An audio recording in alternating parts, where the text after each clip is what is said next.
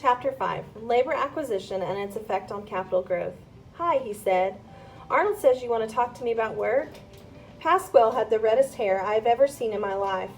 My grandmother once told me, "You can always trust a redhead. They sometimes have mean tempers, to be sure, but they've usually got good hearts." Of course, we were at a baseball game at the time, and I'd asked her to help me figure out my favorite player's batting average.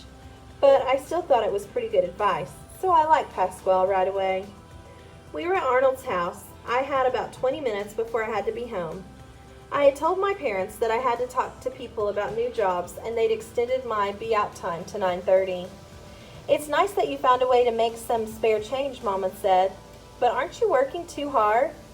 I jammed my hands into my pockets that were crammed with, at that moment, something like $330, and said, "I like the work. It's good to be out in the fresh air." My parents are big on me spending time in the fresh air for some reason. She'd smiled at me. "I'm so glad you're having such a good summer. I was a little worried things would be too quiet for you."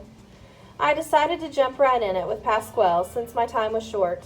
"I have a lot of job offers I can't take because I'm working alone with only one mower.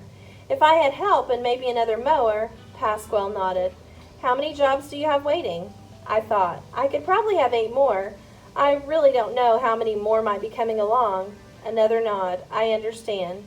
Tomorrow morning look for a small truck and a mower. A man named Lewis will be driving. He's my cousin. Tell him which lawns to cut, and I'll come when it's dark and do what silent work is needed." "How? Who do I pay?" "I receive half of what you get for the lawns that Lewis and I do, and I shall pay Lewis out of that half." "Half? I don't do anything and I get half?" I shook my head. "That doesn't seem fair. Shouldn't you get more?" Pasquale smiled, his mustache turning up at the corners and then down. "You take half because you're the boss. You found these jobs and you'll find more. That's the way it's done." "But it's too much." Arnold coughed. It was the first sound he'd made since we started talking. "It can be adjusted later if you still feel that way. For right now, let's just come to an agreement to get the process rolling." I shrugged. "Fine with me, I guess." Pasquale held out his hand, and we shook. "Lewis and the truck will be here at Arnold's house in the morning. You leave the money with Arnold, and he'll pay us." And he was gone. Arnold and I worked out new prices since Pasquale would be doing additional work. We also figured out a smaller percentage for me, and I stood there for a minute thinking. "Is something wrong?" Arnold asked. I shrugged.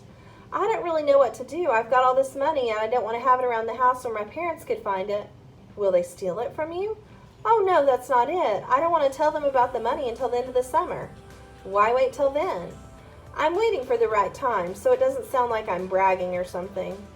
Arnold rubbed the back of his head, then his face. "Tell you what, if you want, I'll keep it here and invest it for you the way we did the first stock the other day. That way your money will make money while you earn more." I had a good feeling that Arnold was honest and smart about investing, so I gave him most of the money, keeping just enough for gas for the mower. He gave me a receipt. If I'd have known what was coming, I might have fired up the mower, stuck it in Mac's rabbit, and putt-putted all the way home to hide in my room.